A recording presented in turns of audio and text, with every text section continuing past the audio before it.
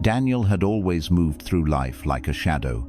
He wasn't invisible, but he was easy to overlook. 27 years old, and already exhausted by the rhythm of a life that felt too small for dreams, but too demanding to rest in.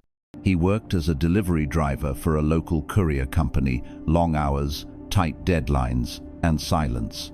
That suited him. No one expected anything grand from a delivery guy. And he didn't expect much from himself either. Most days were a loop of doorsteps and signatures, but there was one stop that broke the pattern. An old bookstore tucked between a laundromat and a pawn shop. It was run by Mr.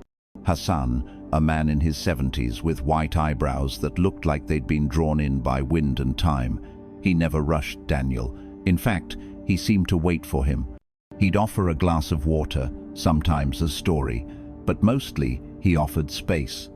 Daniel never understood why he kept lingering there.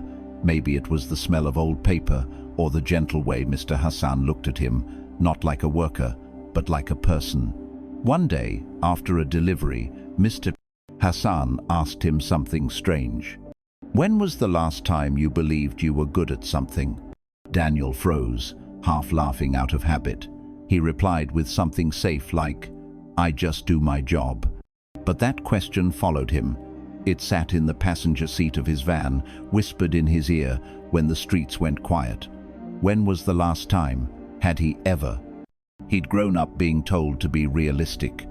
His grades weren't great. His friends moved on to college or started businesses, and he delivered things. He didn't mind the work, but he hated how people looked through him, like he was just part of the background. Over time, Mr. Hassan's questions became a quiet mirror. He never gave advice, just offered reflections. "Confidence," he once said, handing Daniel a receipt, "isn't thinking you'll win. It's walking into the ring knowing you belong there." Daniel didn't know if he believed that yet, but he started to write. Just a few lines each night. Things he'd done right that day. A smile he returned. A mistake he owned. A decision he made without asking permission. It was strange how something so small made his chest feel just a little taller. How his footsteps didn't scrape the ground quite as much. No one noticed, but he did. And maybe, just maybe, that was enough for now. The morning it happened, the city was wrapped in fog so thick it blurred the lines between street and sky. Daniel was already behind schedule when he realized a high-priority package was missing. His heart sank. He retraced his steps, hands shaking slightly as he rifled through the van, again and again. It wasn't there. A mistake like this could cost him his job. He sat in the driver's seat, staring blankly out the windshield, mind spiraling into old voices. "You're not cut out for more.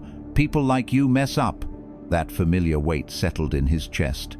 But this time, something pushed back, not loudly, but firmly. A quiet voice that sounded a little like Mr. Hassan. "Confidence isn't perfection. It's choosing to show up." He took a breath, picked up the phone. He called his manager and calmly explained the situation, then began retracing his route on foot, checking doorsteps, even asking a few people if they'd seen the parcel. Normally, the thought of talking to strangers would knot his stomach, but now it felt manageable. Because he wasn't asking for forgiveness, he was taking responsibility. 2 hours later, he found it. The package had been delivered to the correct house, but the wind had blown it under the porch. The customer hadn't even realized it was missing. Back at the depot, his manager blinked in surprise at his honesty and initiative. No anger, just a simple nod and a "thanks for handling that." That night, Daniel stood outside Mr. Hassan's bookstore, delivery already done, just watching the light inside. He didn't go in. He didn't need to. The man had already given him what he needed. Not answers, but permission to believe.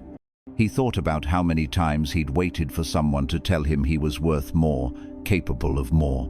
But maybe the power of self-confidence wasn't given. Maybe it was chosen quietly, repeatedly, in moments like this. Daniel didn't feel like a different man. He hadn't been promoted or praised, but something had shifted. He wasn't walking through life hoping to be seen anymore. he was beginning to see himself. And that, somehow, made everything around him look different too.